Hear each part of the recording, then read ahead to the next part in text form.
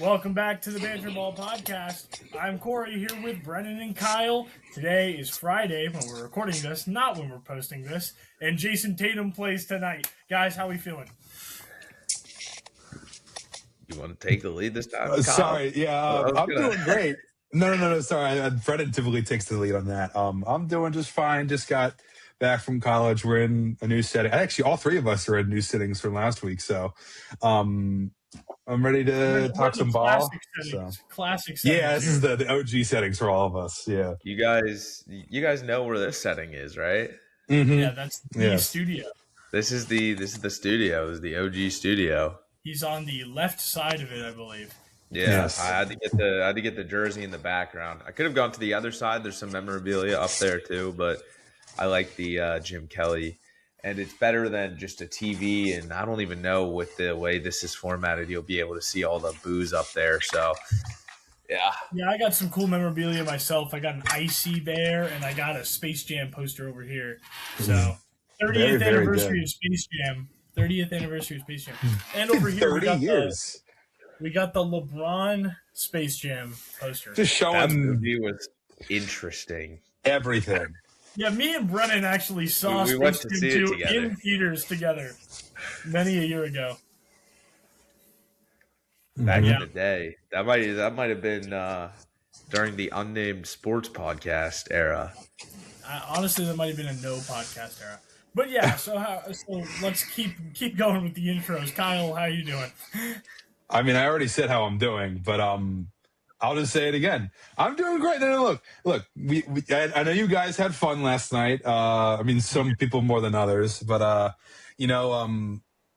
and I got all my work done for school. I got back early, so I'm ready to talk some ball because I think honestly like a low key, a good amount of stuff has been happening. So I'm very excited. Nobody is a loser. Get into it. Nobody is a loser when they get a Penguins Hawaiian shirt.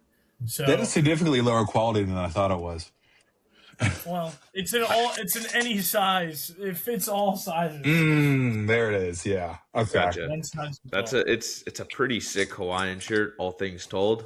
I mean, yeah, I did like it, and we could talk about the game a little bit, kind of like leading up to what goes on. But the Sabres dominated the Penguins. That's what happened. Yes. It was a 5-1 victory. Ass. Fifth goal Sure. came whenever Penguins left the net open, and then there was just a shot across the freaking ice and went in on the empty net. So Yep. I mean, look. Matter. To I know I wasn't there and you guys were, but I bet you guys could talk about the experience. I bet it was great. I mean, this is just, I think the Penguins are due for a kind of a bad streak like this. Like they've been one of the best teams, I think, since the Christmas break, just in the league. And they've lost Crosby, and even without Crosby, they're doing okay. But then particularly after they lost Malkin from the 5-minute major, when he just like axed the neck of Rasmus Dahlin with his stick, which I mean, I understand Looking that back on that now, is he getting a he suspension made for contact to the I head know neck he's area. he's I think he has getting a a one- hearing at the very least. He's getting a hearing for it, so I don't know if that'll be. I probably will be some form of a suspension, so that'll put them back even more. But like, it's the hoops and bounds that happen with sports in general. They're going to lose a few games in a row. They'll end up winning, and it's good because the Islanders, who are right behind them, like major razor thin margins right behind them in the standings have been kept losing. So it's not like it's really mattered a whole lot. So still second in the Metro. Yeah. No, I mean, it was looking back on it, he is going to get ejected for that game. He made contact to the head neck area. Was it a strong contact? Not particularly. He's looking at maybe a game. Yeah. Nothing more than 3 games, I don't think. Nothing more than, I'd be shocked if it was more than 2. I mean, it wasn't that we can't or too strong of a contact hit. But he did hit him that way, and it was kind of aggressive. So I see why they did it, but yeah, they need to get Crosby and Malkin back, and I think or they need Malkin. He'll be back pretty soon. They need Crosby back. That he's still one of the best players. He's a top 5 player in the league still. And how old is he now? Like 37, 36? Kyle? I mean, he's still carrying this team. It's unbelievable what he's doing at that age. I didn't hear the quite. He's 30. He's Oh yes, 38. yes, he's 38. Yes, 38. Okay, I was still a year off. 38 years old. He's still one of the best players in the league. He's probably still a top 5 player in this league. He's just absolutely dominating. He gets hurt. Yeah, Pens are going to lose a couple games here. It's not the worst thing in the world. Obviously, you want to keep up with the Isles. The Hurricanes are probably running away with that division. But you have a pretty comfortable lead over the 2 wild cards right now, which is Boston and Montreal. And yeah, so it's fine. They get Crosby back. They're probably back to their winning ways, which is in turn theoretically a little better because you want to be hot going into the playoffs. Not right now unless you can sustain it for what I guess it's 2 months, a month and a half at this point. So a month and a half at this point. Yeah. Month and a half. Yeah. So interesting to see what happens to the Pens. I think they're fine. They will make a couple moves. They already made one today. Don't know too much about it, but yeah, good for them. Well, hey, I have nothing to add on that front. But, Korey is but I think we bugging still right have a now. lot more hockey to talk, at least a little bit, because today is the NHL Trade Deadline. So, Kyle, what kind of moves did you see? This past week or so? Really, the last couple days. Sure. I mean, the first one I saw was the Corey Perry trade to Vegas. I think that happened today. And it's I mentioned it earlier before the pod started, but like it's kind of incredible the history that Corey Perry has of making the Stanley Cup final, but then just completely not winning it. Like I think from like 2020 to like 2024, 2025, he was on the losing end of the Stanley Cup final like every time. But he's a good player, and I think it probably makes sense for, it's for every sport. You're going to see a guy who's pretty old like that who could still contribute to, a team decently well to get an opportunity to a team that, I mean, I guess, yeah, he got traded to, I forget exactly, but he's gonna get some good minutes with them, and he's gonna contribute. So that's the first one I saw. But Brennan, I don't know if you have. I know the Buffalo has been making some moves, right? Brennan saw Buffalo. Right after the game last night, pretty much. I mean, it was a very, very quick turnaround. I hadn't even left, like gotten back to my house yet from driving back to PPG, and they had made 2 trades like at midnight. It was ridiculous. So the first one the Sabres made was, I'm trying to find, they got Carrick from the Rangers for, I believe, a 2nd round pick as Korey disappears. But no, that's a beautiful trade for them. He's a solid low line forward. He's gritty. He's going to win faceoffs. He's going to get rough. He's going to get physical. This is a Buffalo team that is not maybe the most physical team in the league right now. They've gotten a lot better at it as the year has gone on. They're still not there yet. But when you get to the playoffs, like, let's be honest, the Sabres team has a 95% chance of making the Stanley Cup playoffs right now. They are going to need a guy like Carrick to come in and be a physical presence on that team. Another move that they made, again, for kind of getting more physical here, which is really what they need. They need some depth as well. They traded for, I'm blanking on his name right now because, of course, I am. They made a trade with the Winnipeg Jets, and they got Logan Stanley and Luke Schenn. So, again, Luke Schenn, he's a little bit older. They're not really bringing him in to make much of an impact, as much as on the ice, as much as off the ice. He is 36 years old. He's at the end of his career. He did win 2 Stanley Cups with the Lightning, so he has the playoff experience. He's now the oldest member of the Buffalo Sabres. So that veteran leadership, that veteran presence in that locker room is going to be really, really nice for them to have going into the playoffs, which, again, this organization hasn't even been to in 14 years. So it's a good for them to get that. I doubt he plays that much, barring injuries. And even some of the guys up in Rochester could be playing over him if there were any. But it's a nice veteran addition. He's going to give the guys some mentorship, some leadership as they trek forward into the season. Now, the other guy is a little more interesting, and I'm very interested to see how he does. Logan Stanley, not particularly the greatest player in the face of the world, but he's very physical. He's very big. He will fight for his teammates. He's again, this is a Lindy Ruff, let's get physical, let's fight, let's attack the boards kind of move. And I like it. Buffalo needed some depth. They got two great depth defensemen, both for different reasons. They got the forward and Carrick because they couldn't get Colton Parayko. Unfortunately, he didn't waive his no trade clause, which, in my opinion, I think the price was a little too high for him that they were going to give up in the first place. Merck on a first-round pick.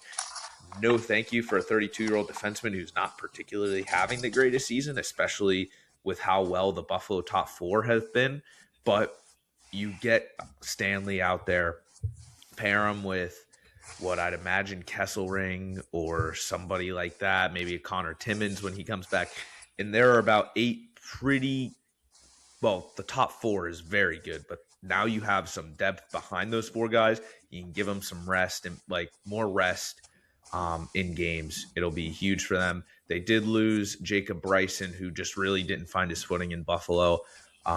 He's just more of a depth piece, like a guy that he was probably going to be waived anyway if he wasn't included in this trade for these two. So nothing to write home about him very much. They did give up their 2021 first round pick, Isaac Rosen.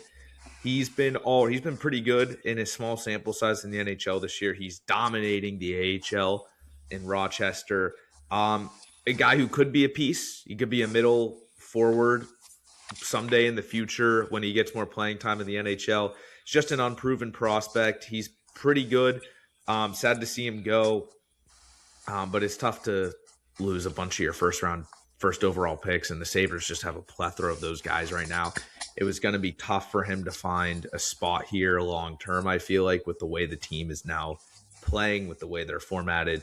But I wish him nothing but the best in Winnipeg. So, yeah, tough to see him go, but overall a much-needed trade for the Buffalo Sabres. I don't think they need a whole lot right now. I'm happy that they didn't give up a premium for a guy like Robert Thomas, and they opted for a guy like Carrick instead.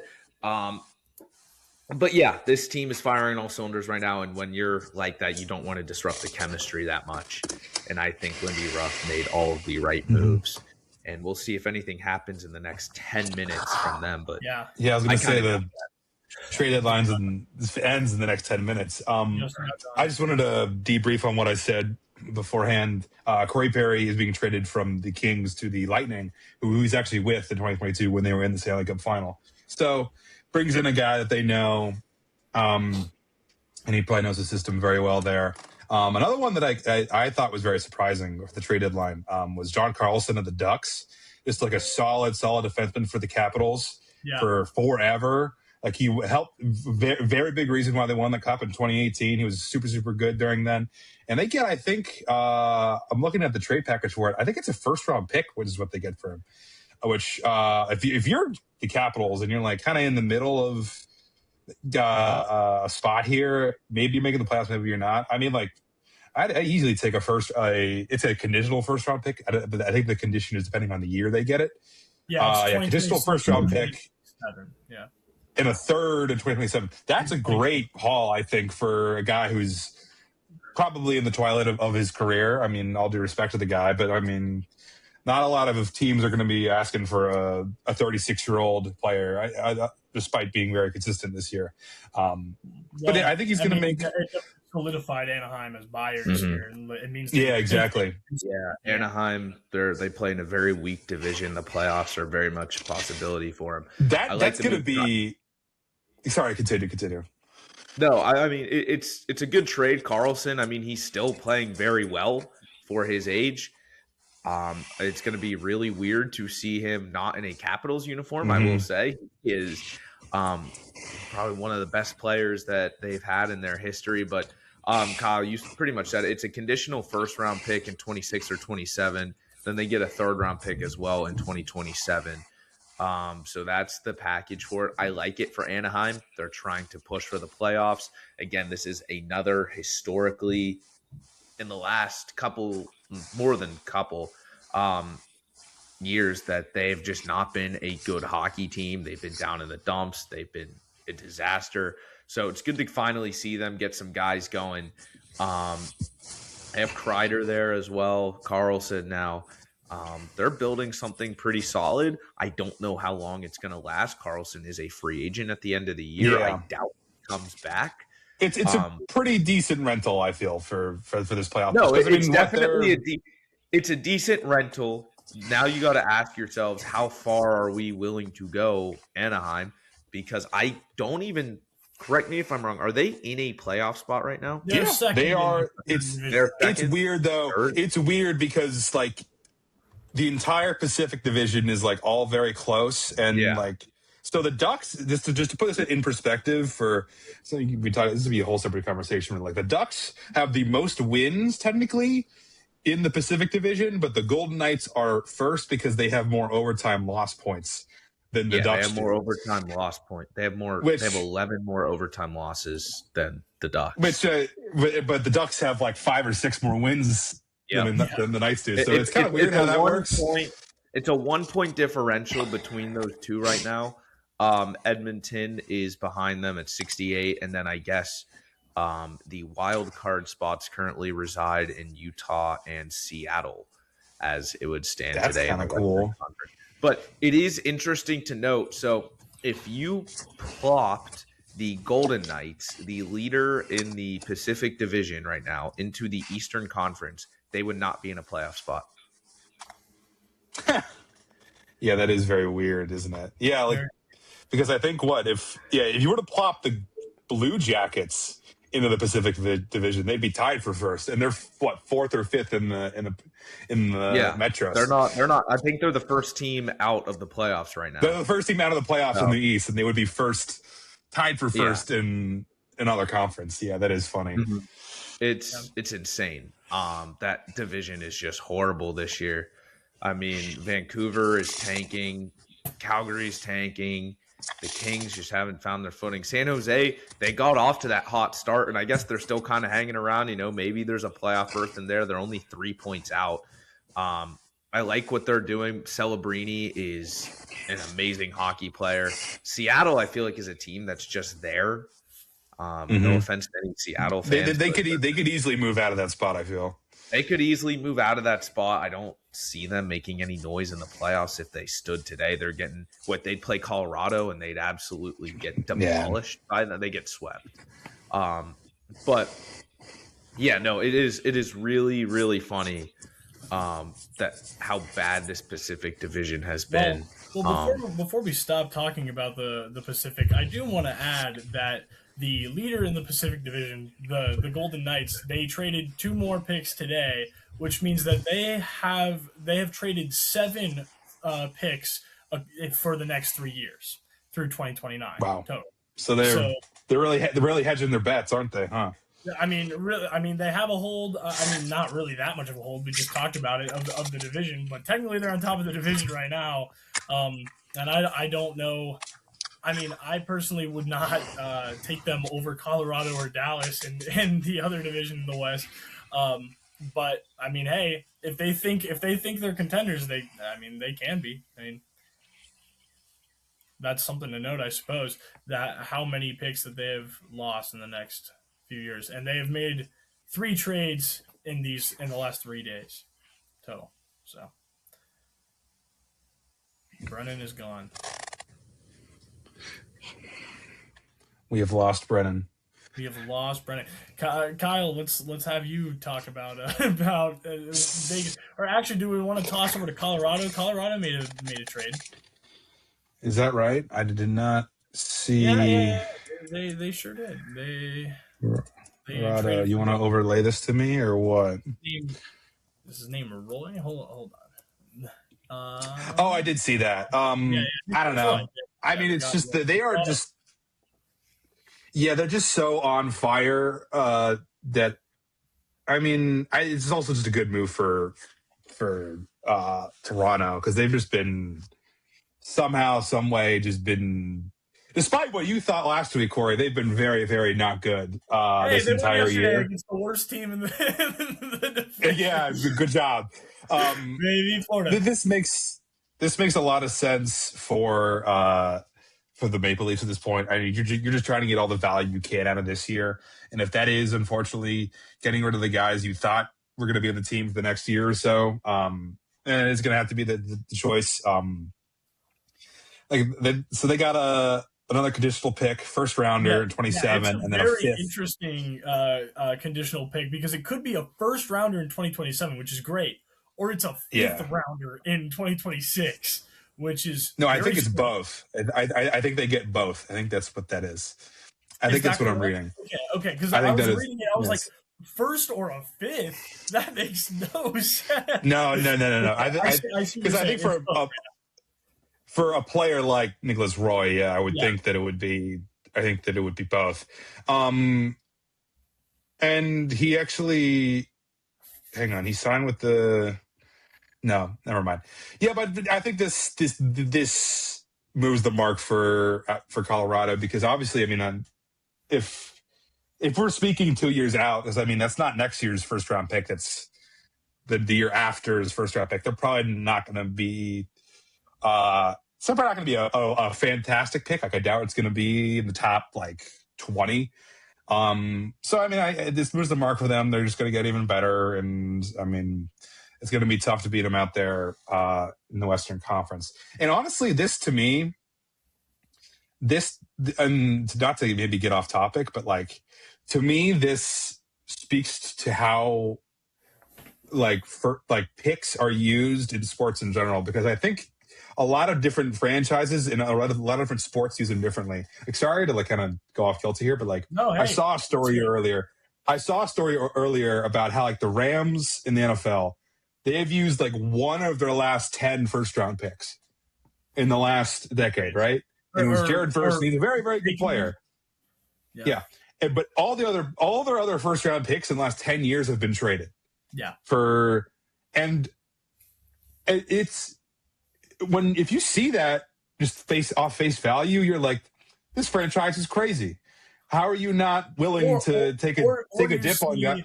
Or you see, hey, this franchise has been contending for a good while. No, Brennan. That's what I'm saying, though, right? I'm gonna get a charter. Hey, we got you. You're in. Sure, Brennan, but you're in. No, he's having issues with his mic, with the battery of it. It's okay. I understand that, but I don't think that was the issue. I think the issue is that his microphone might die again. But we can keep talking. But I think from face value, if you look at the last 10 years, it's you're trading your first round pick. You have no faith in really building any talent unless you really like a guy like a Jared Verse. But it is strange to think they've been one of the better teams in the last 10 years. Exactly. I mean, they traded their first for Stafford. They ended up winning them a Super Bowl. They traded I'm almost sure they traded a first or so for Jalen Ramsey, which also helped them during that Super Bowl.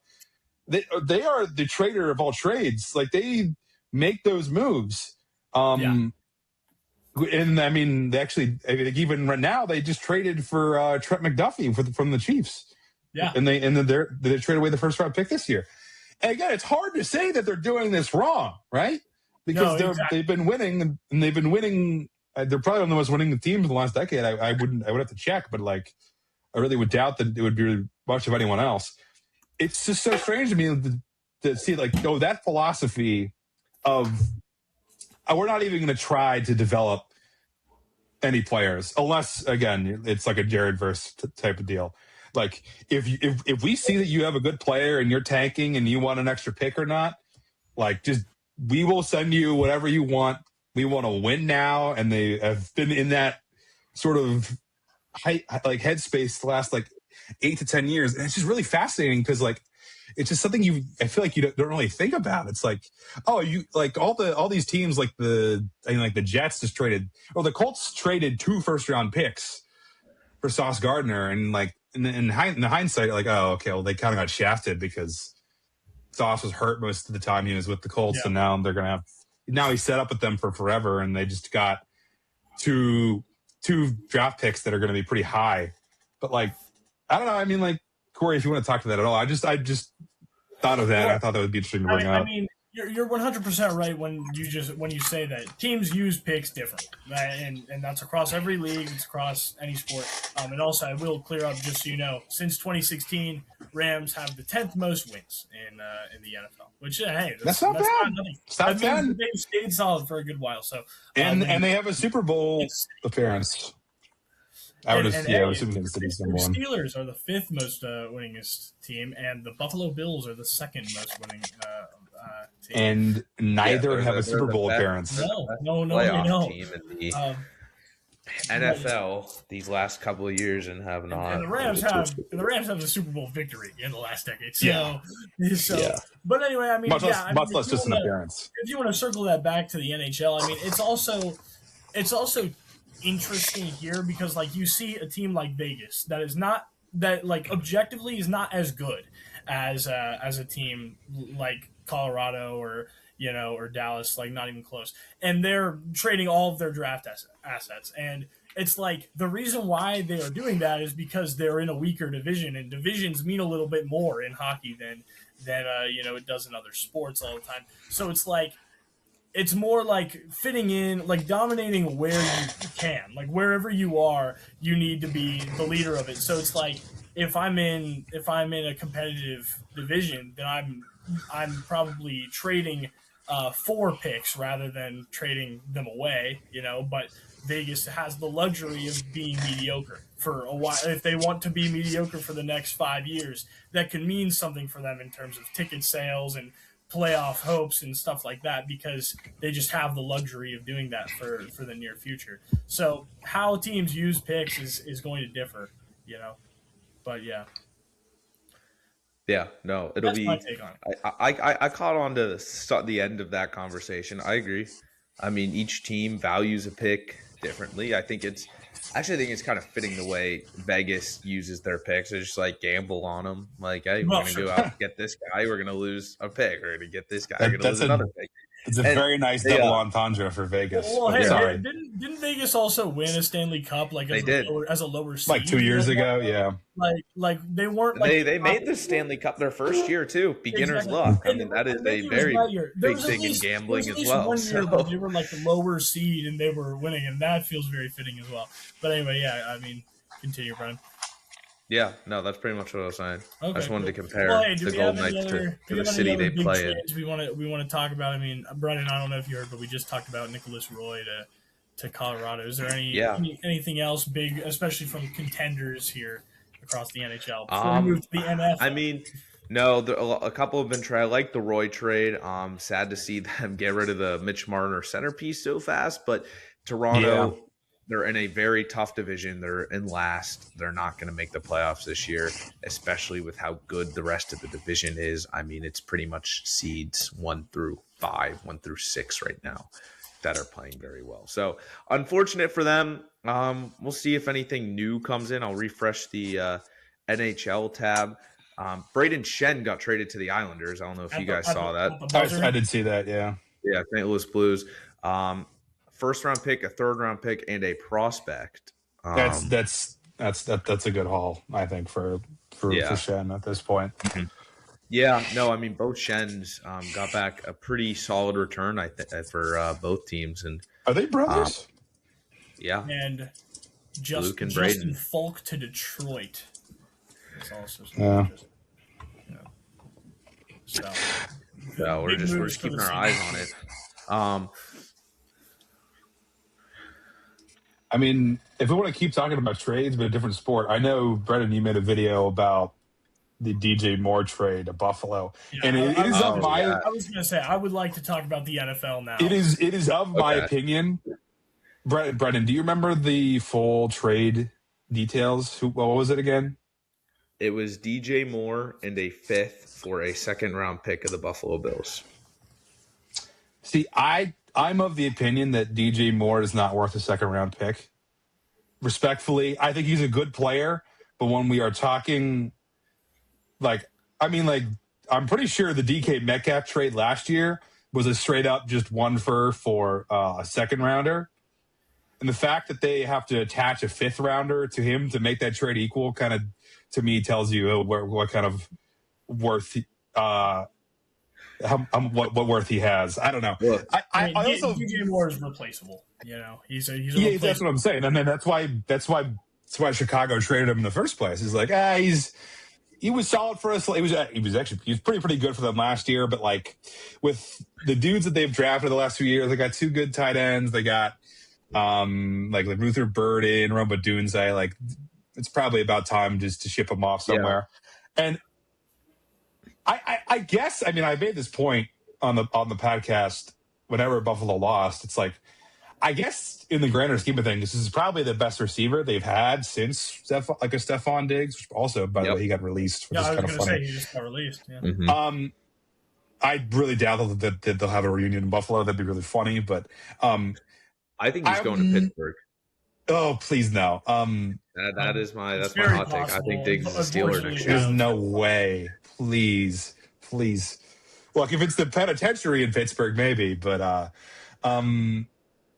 that's maybe in the comment I shouldn't make. But I think DJ Moore is probably the best receiver they have had since Stephon Diggs, Buffalo. He is. But I don't think that this moves the mark that you would think otherwise. Like I think they really just need, like, I understand that, like, there's no way in hell that, like, the Vikings would trade Justin Jefferson. But, like, a guy of that caliber, of that level, I think is the only scenario where I would say that is an improvement. That is actively a good thing for the Buffalo Bills. But, Brendan, you can speak about it how you want. Yeah, I kind of disagree with you on this. DJ Moore, 28 years old. He's still in his prime. He's got a couple years left. The reasoning as to why it may not work out too well for the Bills is because he is getting a boatload of money from Chicago that will now be going over to Buffalo. Brandon Beane, I think he has the ability to work around the contract so he can save a little bit of cap this year so they can go out and get more guys. Well, but I really also just released 2 guys today. Yeah, they did, and we'll get into that a little bit. DJ Moore, he had 2 of his best seasons of his career with Joe Brady in Carolina. He knows the playbook. He has never played with a quarterback of Josh Allen's caliber, ever. His best year came with Justin Fields. Whoa. Who has he played with? I think Caleb Williams, made a pretty big jump from year 1 to year 2. I think that is kind of a ludicrous statement. I guess I understand Josh Allen is like upper echelon. Allen is the best quarterback in the NFL. I don't think it's ludicrous to say that he hasn't played with the talent of Josh Allen, but I also don't think it really matters because Josh Allen is such a high talent. So maybe enough quarterbacks though. It's not a diss on Caleb Williams. Caleb Williams is a very good quarterback. Allen is just that much better than Caleb Williams. I was going from like. Sure, but I was going off the fact, the DeAndre Hopkins, the first decade of his career played with no one.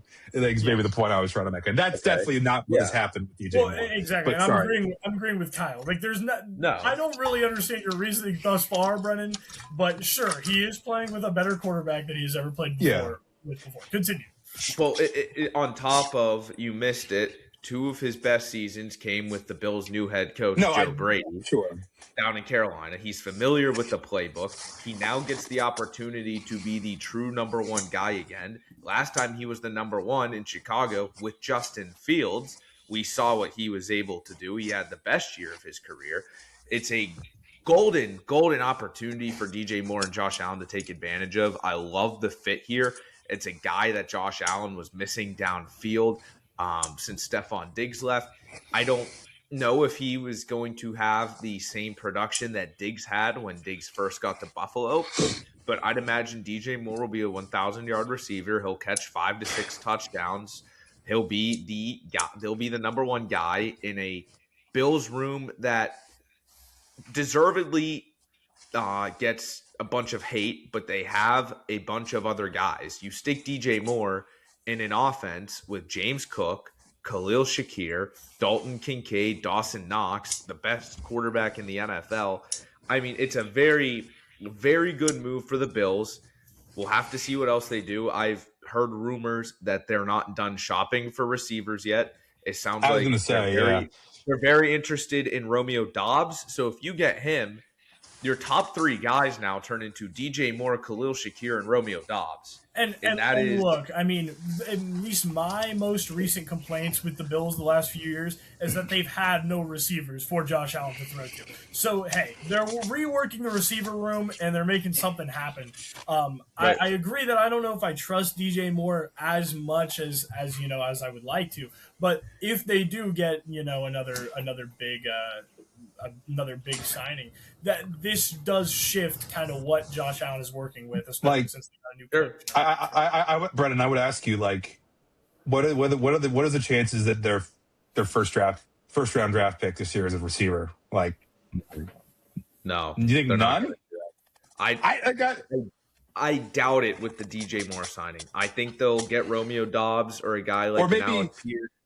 Okay, third to fifth round. I think they probably would want to attack. They'll bring in a receiver in the draft. There's no doubt. But the thing is, and you look at the moves they made today, Curtis Samuel's off the team. Obviously, that was a no-brainer. You get $6 million back in cap. He was going to be gone regardless. Taron Johnson was just cut today, an all-pro corner, which honestly, I see where they're coming from. The Bills' new defensive coordinator, Jim Leonhard, he doesn't run a nickel in his 3-4 scheme. So there was no room for him in the defense. In the defense. There's a shift. There was no place for him.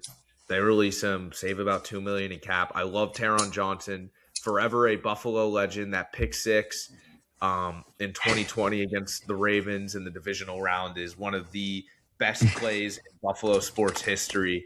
So a shout out to him. Thank you. You were one of my favorite players. You were the most underrated guy, one of them in the entire NFL. Gonna miss you, but again, there's no room for him. Go play, go be great somewhere else until then. But yeah, I get it. But that's more why I think they're going defense. There are a bunch of holes on that defense they need as well. Specifically linebacker. They desperately need a linebacker. You could even go safety. You can now go corner now that you have an extra spot. Edge, I wouldn't preferably take late in the first round, but it's always a need, especially in Buffalo, since they haven't gotten that elite edge pass rusher type player since I don't even know when, Mario Williams maybe. It's been a hot minute. So they need a guy that can come in and just wreck the quarterback, get to the quarterback to get some pressure on him. And that would be the only thing I think that would warrant a trade for our first round pick this year. If we go out and get a guy like Max Crosby, which apparently came out today that ain't gonna happen. That ain't gonna happen. No way. Why? Because we don't have the money? I don't think they have the money. I don't think they have the capital. I think. What do you mean they don't have the capital? I think 2 first-round picks. I mean, sure, but I think that the Raiders would need to find. I think personally, the Raiders should probably, if they are going to trade him, which I'm probably was more and more likely by the day, they should probably trade him out of conference at the very least, because I don't want to deal with them even for any amount of time in the next year or two when we are rebuilding, because the Raiders have failed Max Crosby. They've consistently just been like one of the worst teams in the last few years, and they've kind of wasted, much like a Myles Garrett, which, by the way, another speeding ticket for him. They've failed. Yeah, it's like his ninth in 9 years. It's crazy. I don't know how you want to go that fast. We'll see. But for Max Crosby and for Myles Garrett a little bit, they have failed demonstrably on a spectacular career, at least so far. I think if you could argue with the wall, but I think if Myles Garrett retires tomorrow, I think he's a Hall of Famer, right? I mean, I think it's pretty easily. I think it's pretty consensus. He has the single season sack record. He has single season sack record. I think 1 or 2 defensive player of the year. He's an all pro. I think he might have 3. Is that crazy? I'm looking this up. Yeah, I got you. No, the Myles Garrett, if he retires today, is a surefire Hall of Famer. He is too. I'd say that Max Crosby is too. But maybe not quite there yet. But I'm saying Max Crosby has the potential to be a player like a Myles Garrett, and the fact that the Raiders have not taken that Max Crosby is he's older than Myles Garrett though. No, what? No way. He is. No, Max Crosby. What are we doing? Max Crosby's 28. Myles Garrett. Yeah, Myles Garrett's a little bit older. 30. He's 30. Okay. I mean, not way older, but I'm just saying he has 2 years in the NFL. He has the upside to be a player like Myles Garrett, and I think they should probably take advantage of that and get a few picks from him. Ideally, someone in the NFC that would be willing to trade for him. Which, I mean, it's not impossible to have a player like that to be traded to like a middling team, not like a team that's going to win. Because we saw that last year with, I think of Quinnen Williams when he got traded to the Cowboys. It's the Cowboys were going to win much at all last year, but they still ended up doing that. That's more of a product of Jerry Jones just not being a good general manager and knowing how to run a football team this stage in his life. The Jets, that was a beautiful trade for him. But I think with Crosby, he wants to go to a contender if he wants out of Vegas. There would be no reason for him to accept any sort of trade that's to a middling team. I'm just going to use the Steelers as an example. I mean, they have TJ Watt, but what the Steelers record's going to be at the end of the year. You know what the result's going to be. I think finally this is going to be the year. Can I get on my soapbox? I think next year will be the year that they lose more than 8 or 9 or 10 games. Truly, that has to be the scenario that they are setting up. Because if not, I want to run my head through a brick wall because I don't understand. I already won this tirade whenever it happened, but I don't understand the McCarthy hire. If this is truly just he's from the city, the family has been a Steelers fans our entire lives, whatever. And then it's not try to win. It's not a hire you make if you're trying to lose games. That's what I was going to say. It's going to be the same. You're just wrong, Kyle. He's the same guy as Mike Tomlin. You don't want to admit it, but unfortunately, they gotta come on. There's no way that you have not won a playoff game in a decade. Hey, there's no way that you. This is the hire you make if you're going to get Stephon Diggs. There's no way that you have lost. You have not won a playoff game in a decade, and you truly think that a man similar to Mike Tomlin is the way to go forth. 5th most winningest franchise. It's a man similar to Mike Tomlin. Yeah, but they've won nothing. They've won enough, but they've won nothing. They've won nothing. Exactly. And it's going to be the same thing with Mike McCarthy for a decade. Dude, do you want to know? Dude, every team in the AFC North has won a playoff game more recently than the Steelers. You think about that. True. The Browns have won a playoff game more recently, and it was against the Steelers. In Heinz Field, a stadium that they have not won in before I was even born, literally. And even since then, that is their one win in 24 years. Since that stadium was opened up. Stereotypical Mike Tomlin playoff game right there. Okay, my hair is bad. I'm going to pick my hat up again. Kyle, you're wrong. They're not finishing under 500. It's a 9-8. It's a 10-7 season. Mike McCarthy is the same as Mike Tomlin. They're gonna make moves in the offseason to compete, and it's not the coaching. It's not McCarthy's fault. It's Rooney. I don't know what your thoughts and opinions are on him because I know his family is legendary, but he is not a good owner. And I have a bunch of friends who are Pittsburgh sports fans, and I don't know how you feel about this, but they're closing in on the talks to he is about the same level as Bob Nutting. That's crazy. That's crazy. No, because not a bad owner because their team is winning. He just has the perspective. He's of stubborn. No risk. He's stubborn. He's the reward. He's the Steeler way. As little of a risk as possible, and so he's just staying exactly where they're at, and he's perfectly happy with that from a money perspective. He's worried about he's worried about tanking and things not going right. Now maybe that's an outdated way of thinking. But that's probably what he's thinking. That's probably what the entire. No, that's exactly what he's thinking. And hey, I can't say you're a bad owner if your goal is to keep the team competitive, and they've kept them competitive. They're not listening. But there's a difference between being competitive, or in the NFL, there's a difference between being competitive and being a Super Bowl contender. They are not contenders. They are not contenders. They have not been. They are mediocre. They've been mediocre. They have not been able to win a playoff game since that playoff game, I don't think. When you guys got DK Metcalf, I immediately heard, okay, we're contenders. The fans think they're contenders to start the seasons sometimes. Now, this is probably the year that they give up on that. But for as much as you want to say, hey, we haven't been contenders, you guys thought you were. And that's because of the way that you've been constructing your team. Okay, well, look, there is an expectation of greatness in the city of Pittsburgh. Yes, and I don't want to be the one to. No, there is, but you're not going to be parade, but you're mediocre. Like in today's world, in today's NFL, you have to be bad for a couple years to get back to the promise. That's like I'm very like if I have to wait that long, I the last 7 or 8 years I've had to on draft night, which I always watch.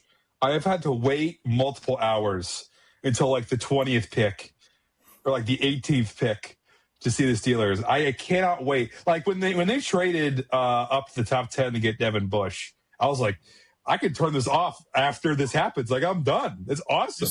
This is a weird thing to complain about. No, but I cannot wait until I have to only watch the draft for 30 minutes. Right, is what I'm saying. Are you going to the draft this year? Preliminary plans, yes. That'll be interesting. Because it is in Pittsburgh, which that'll be that will be very, very interesting to see who they take in front of that crowd. So I don't know. Yeah, the draft's going to be fun. But no, the Steelers, they're staying the same. Mike McCarthy was probably the laziest hire, I think, made from this head coaching cycle. But, and there are some Pittsburgh fans who think they are contenders again with Mike McCarthy because he's from Pittsburgh. People that are users. Have you not seen users going into 93-7 being like, we're Super Bowl contenders again? Because they're lying. They are lying. He's gonna wait. The people that think you guys are contenders are people that are double your age, and unfortunately, for as dumb as they may be, the people that are double your age are the people that are paying to go to the football games. So that's who they're gonna please. Until the long-time historic fan base of the Steelers, it gets really mad at the prospect of them winning more games than they're losing. They're not going to change anything in the city of Pittsburgh because, like you said, it's a city of greatness from a football perspective. You expect greatness, and you aren't necessarily getting greatness, but you're not getting garbage. And the most diehard Steelers fans will never accept a horrible team. And Aaron Rodgers, please come back next year. I don't care that you can legally be a grandfather. I want you on my team. Much like Phillip Rivers. Well, hey, let's keep moving. And Kyle, you alluded to it earlier, and I actually do want to talk about it. Stephon Diggs getting released so that they can clear up money because the way the NFL is now, I think there was a change in cap rule. There was a change in the penalty for being over the cap, so they had to clear it up. So his own reaction to getting released was hey, I love the organization. I totally understand. He was not upset about getting released from a team that just made the Super Bowl. So I mean, I don't know. Hey, I think reactions to how the NFL looks right now, because we have seen a bunch of players get released in the last few days. like, I mean, to speak on, I mean, Brennan may have more of an answer because he was a fan of him for a while. I think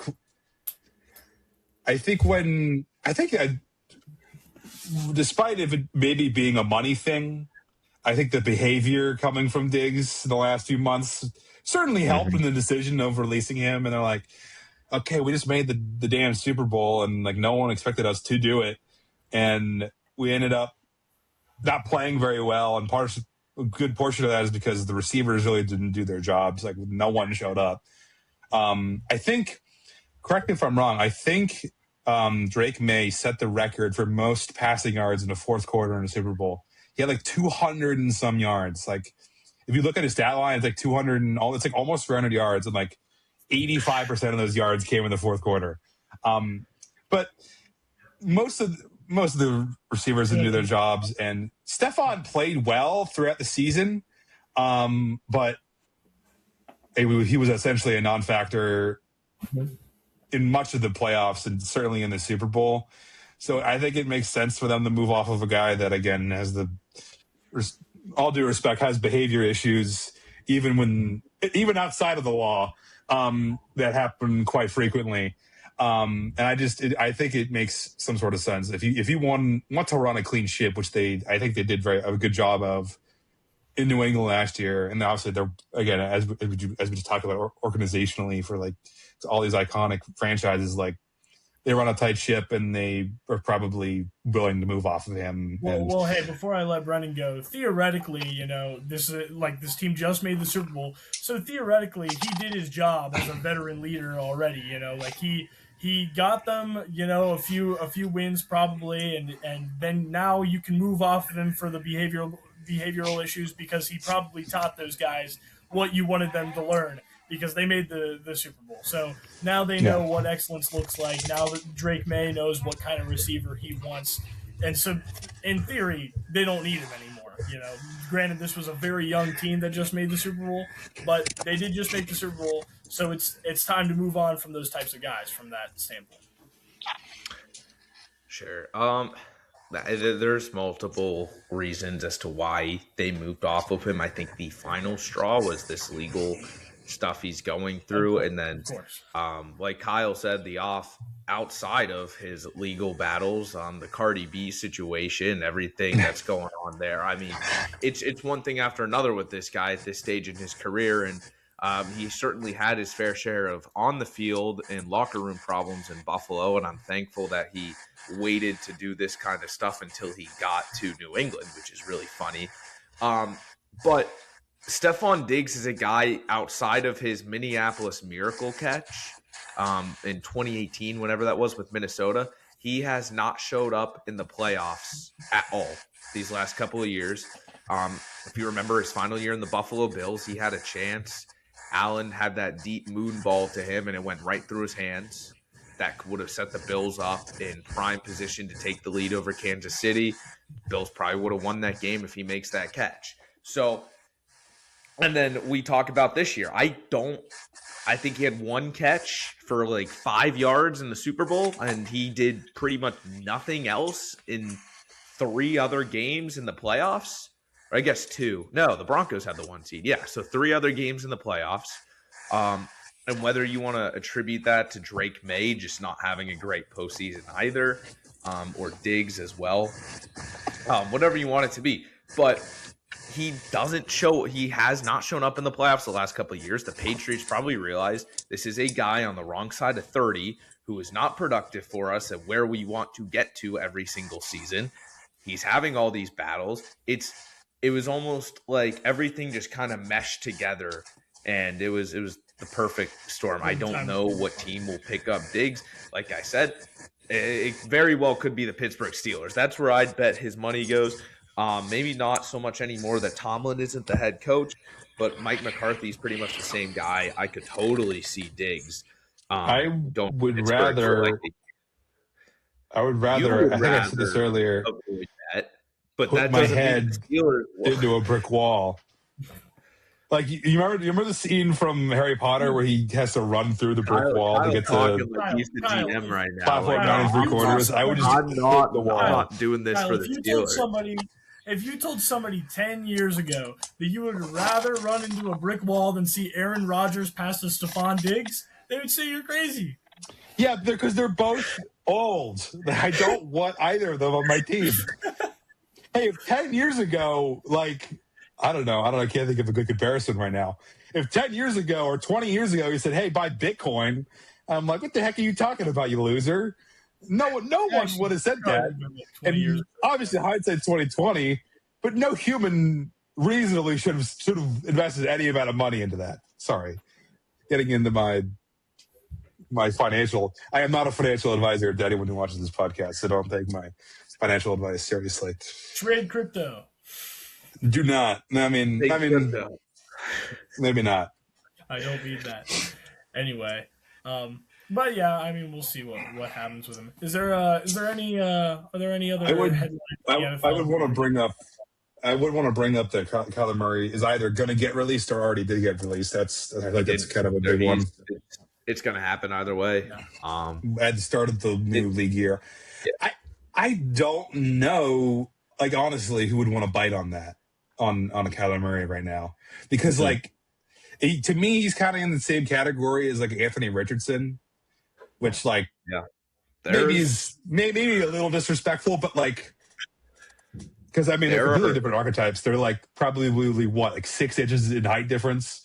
Yeah. But they're both experiments. Is kind of what I'm trying to say. Like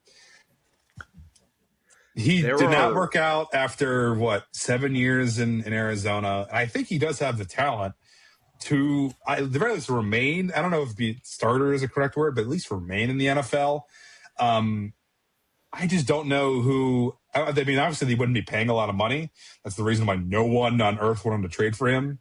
But I'm not sure who would want to even be willing to bite on that, because if it is a semi-competitive team with another quarterback in there that people maybe thought was going to be the starter the next year or who's going to compete for it, kind of makes a rift between those people. So, like, maybe I'm throwing Minnesota out there. Like, that would maybe be my prediction, but I don't know. I feel like that would be a team that could get the most out of him. You know, like I trust Murray in a Kevin O'Connell scheme. I think that'd be pretty interesting fit. But there's even talks that he might go back to baseball too, because technically the Athletics still have the rights to his contract, the 2018 first-round draft pick. He was 9th overall. Do you think he's been working on it? Do you think he's been working on his baseball skills? Maybe. That'd be interesting to see him transition from football to baseball. Only a couple athletes have actually fully done that transition, but it'll be kind of cool to see nonetheless. But no, it's an interesting thing to see Kyler Murray go through. I have always been very high on him. I still have some hope for him. So I wish him nothing but the best, but I do like him in Vegas. I'm trying to think of Minnesota. I traded Josh Vegas Allen. wouldn't be that bad either. Kyler Murray in my fantasy football league because Kyler Murray was the best quarterback in fantasy and Josh Allen was the third best quarterback in fantasy. That, in retrospect, was one of the worst days of my entire life. And what makes it even worse, not to bring up old wounds, but I actually traded Kirk Cousins and Adam Thielen for him, and then Brennan vetoed the trade and made me trade Josh Allen for him. So I'm pretty mad about that one, actually. But anyway. You were trying to scam Harper. I was not scamming anyone. Wow. What was the original trade? Let Kyle determine this. I had no ill intent. Korey. Guess who I lost to the first round of those playoffs? This man right here in the middle of your screen with the freaking Jim Kelly jersey in the back. I'm an impartial third party. Tell me the trade details, and I'll tell you who won, all right? I'll tell you who won. This was years ago, but I'm pretty sure it was Adam Thielen and Kirk Cousins, and this was when Adam Thielen was like the second or third best receiver He was never the second or third best receiver fantasy. in fantasy, dude. Second or third best receiver in fantasy. Not in fantasy. Kyler Murray man. was the best quarterback in fantasy. Josh Allen was third. I traded Kirk Cousins and Adam Thielen for for Kyler Murray and I think Robbie Anderson. So a really bad receiver and a really good quarterback for an okay quarterback and a really good receiver is what my thought process was. I would be winning that trade, but I don't think it's enough. I think with how good Murray was that year, I would probably say that you probably scammed. Veto worthy? I mean, yes, I win. I would say that veto worthy. With some of the other trades that we have allowed. We have since allowed that trade, in my mind, is what changed our willingness to allow things. I also did not veto the trade. I told Matt that he was getting scammed, and he texted you saying, "I think I need more for Kyler Murray." He already accepted the trade. Matt accepted the trade. You called him, changed his mind, and then you were like, "Oh, he changed his mind." Why so we veto it and reverse it? Korey? You quite literally say let's not bring up old wounds, and you're just getting into it. Bringing this into me. That trade and the Julio Jones for who the heck did Julio Jones get traded for? The guy on the Bills. Tyler Boyd. No. It was the guy on the Bills. John Brown. It was Julio Jones for John Brown. Those trades changed our fantasy league forever, and now we allow. They did not, because Julio Jones was shipped off for Travis Kelce. I traded. What's his name? What's that crappy tight end's name that starts with his last name starts with an O? I traded him for Travis Kelce a couple years ago because now we allow any trades because somebody was abusing their authority too much. So now we let anything happen. I don't know who that would have been, and I don't know if they were abusing their authority or just making the correct trade. Let's get out of football because I'm mad now. Let's go to the NBA. The records were set yesterday. Cooper Flagg became the second youngest player to ever reach 1,000 points. The youngest player being LeBron James, who yesterday set the all-time record for field goals made. He passed Kareem Abdul-Jabbar once again. So LeBron has just about every record in terms of. I was going to say, like, what record does he not have at this point? Like, does he have minutes yet? What? Does he have minutes yet? I don't know. Let me check. That might be one he's close at. In minutes, he probably has minutes because he has the longest career. You know, there's got to be some guys in like the 70s and 80s that have played like every minute of every game. It's LeBron and then Kareem. It's LeBron and then Kareem. Oh, and makes sense. I was gonna say maybe Wilt, but Wilt is 9th on this list. So, damn. But and then of course Karl Malone is the other guy that played really long as well. He played for like 2 decades. Yeah, those are the other guys. But LeBron is now the all-time leader in field goals. Very that exciting. Is pretty incredible. And the Lakers are still mediocre. Yeah, still like not great. I thought Knepel had Flagg beat for points. Am I crazy or no? He does. Maybe not. But he's not younger than Flagg. Flagg is a younger player. Oh, sure, because Flagg's only 19. It's like the thing several years ago. I mean, this is like a decade ago at this point. But when Markelle Fultz finally played like his first NBA game late into his rookie year, like his 5th game, he became the youngest player to get a triple-double. And then 2 games later, he broke his teammate's nose. And so, anyway, but really indicative of the career of Markelle Fultz. Hey, Markelle Fultz just got signed to a G League contract today. Oh, okay, maybe not. This is big for Markelle Fultz fans. How much you want to bet by next week he's not on the team anymore?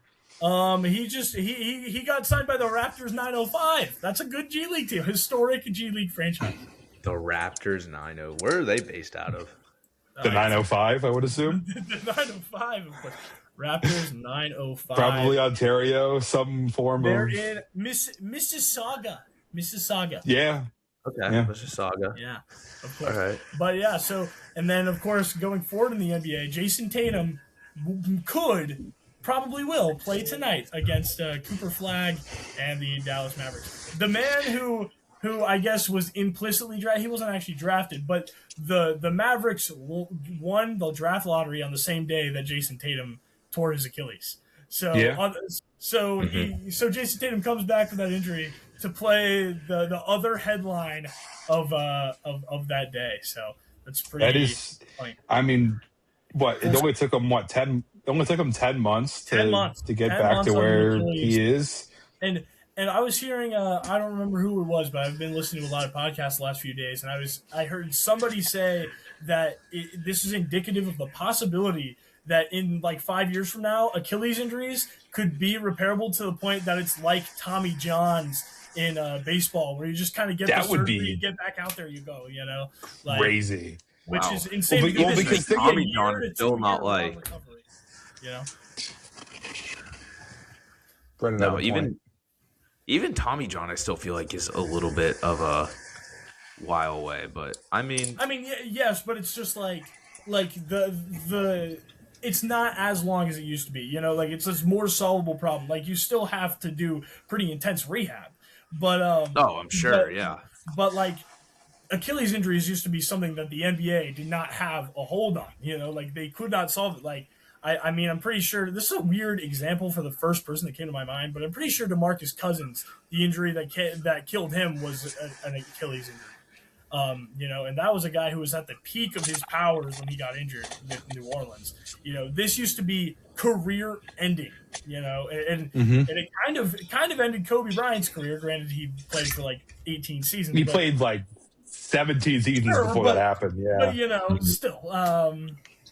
This used to be game-changing in every sense of the word, and now you got a guy coming back after just 10 months. It's probably I think it is the fastest recovery that anybody has had.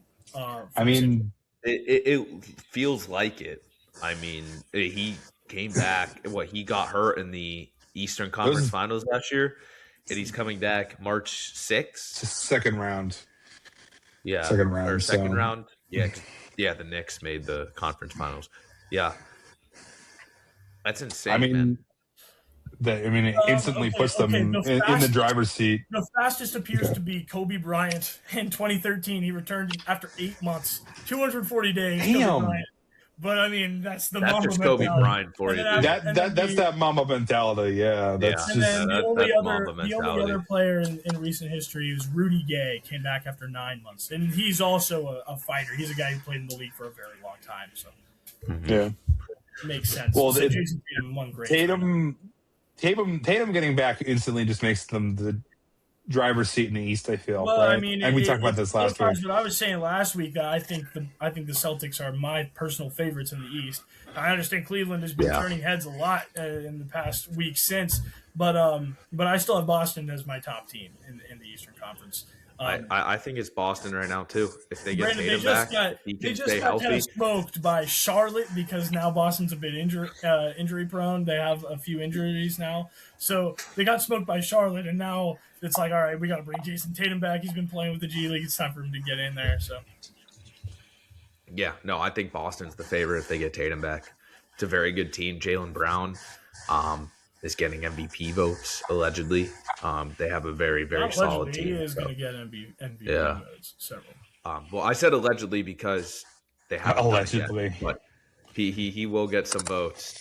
But yeah, Boston clear-cut favorite. The East is wide open this year. This is the one thing I think teams in the East, outside of maybe Halliburton, but he's not coming back this year.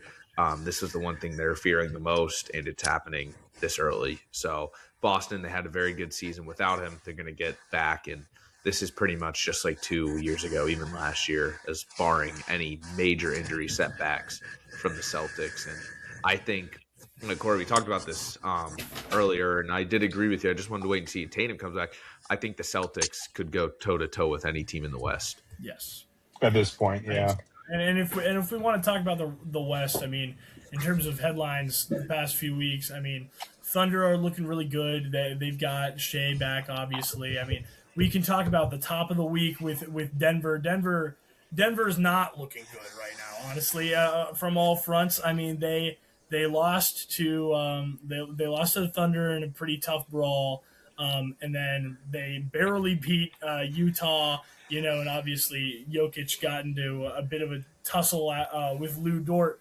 Did you guys see that Lou Dort essentially body checked Jokic in the leg that Jokic was injured in, and then got a flagrant 2. And people were mad about that because they're like, hey, this wouldn't have happened if it wasn't Jokic, and maybe they're right, but it should happen no matter what, in my opinion. Like if you're gonna bang somebody up, like target an injury like that, that's not okay, And it was fully unnecessary. Like it was after an inbound pass, and he just body checked the side. And, like I totally think that's uncalled for.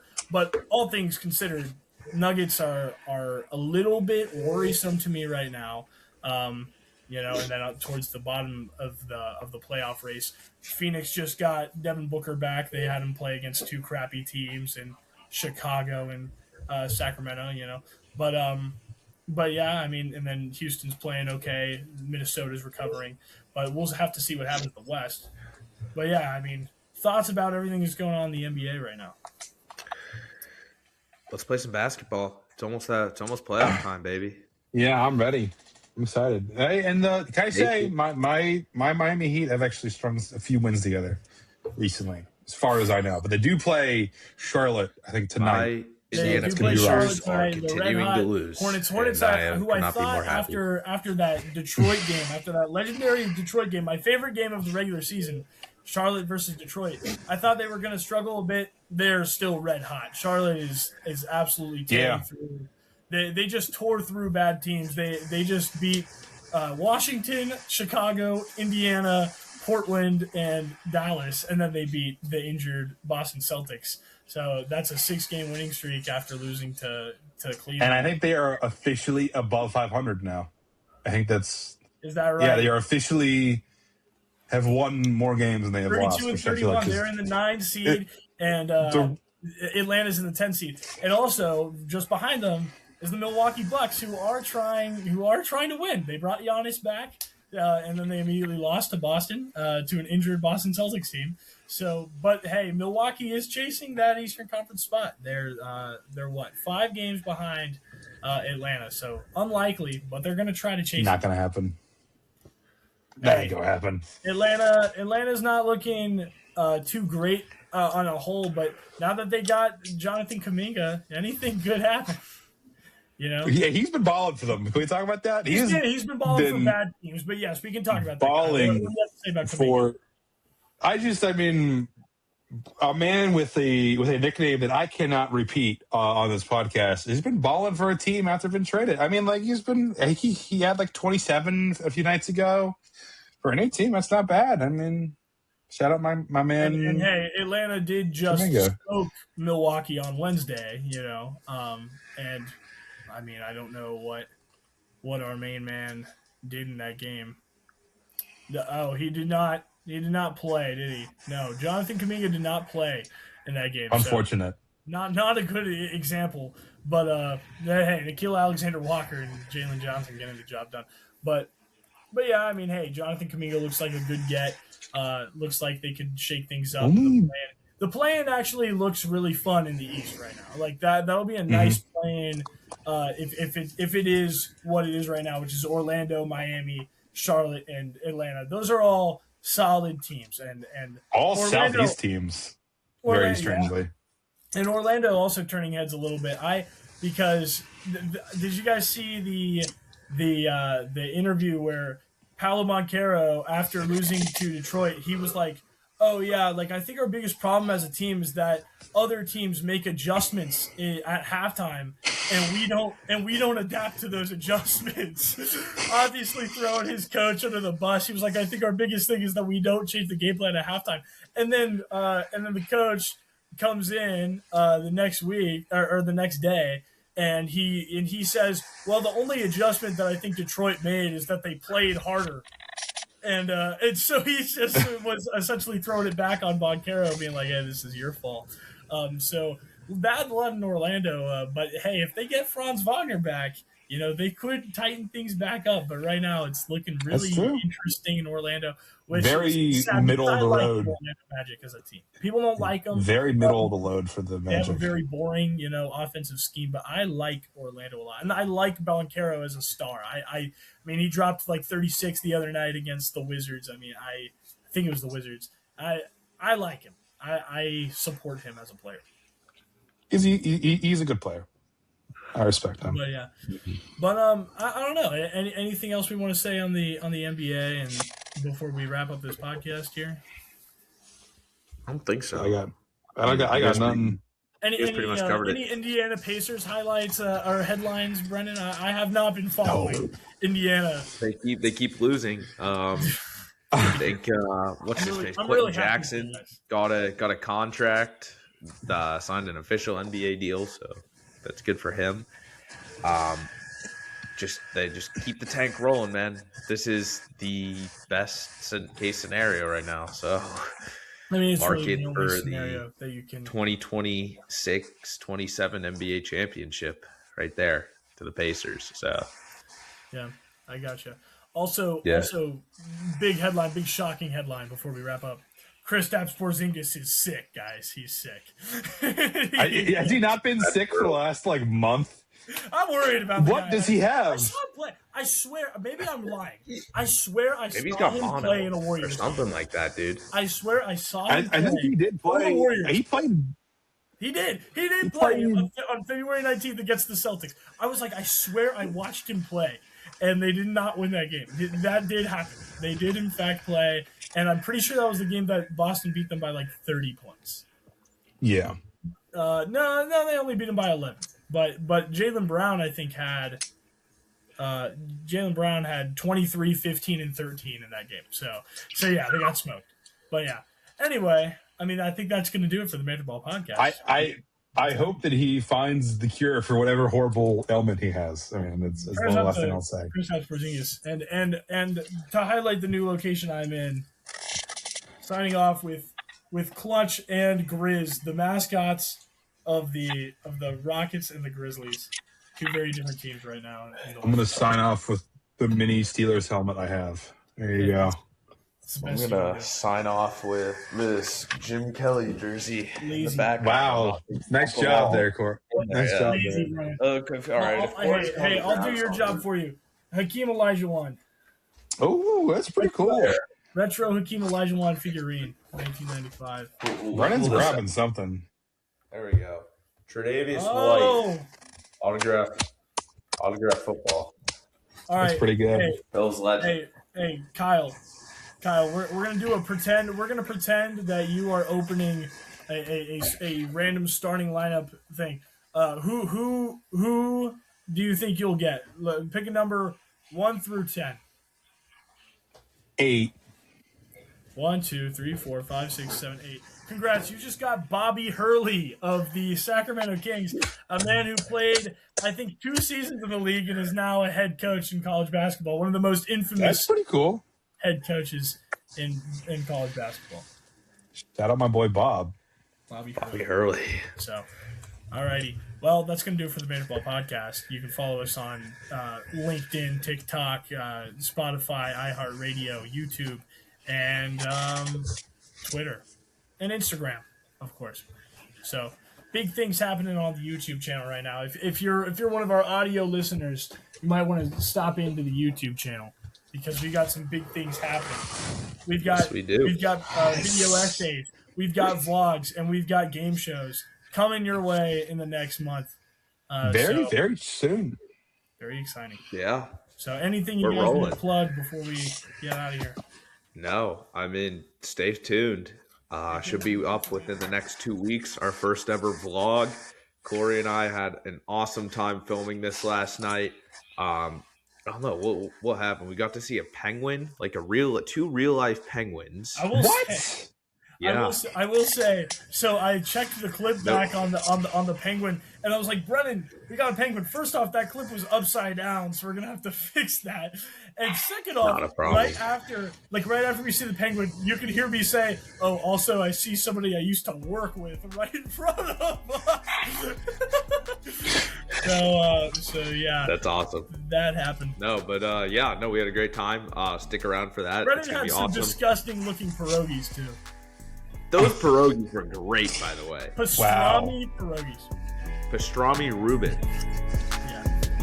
But alrighty, well, that's gonna do it for today. So we'll see you guys next time. Bye.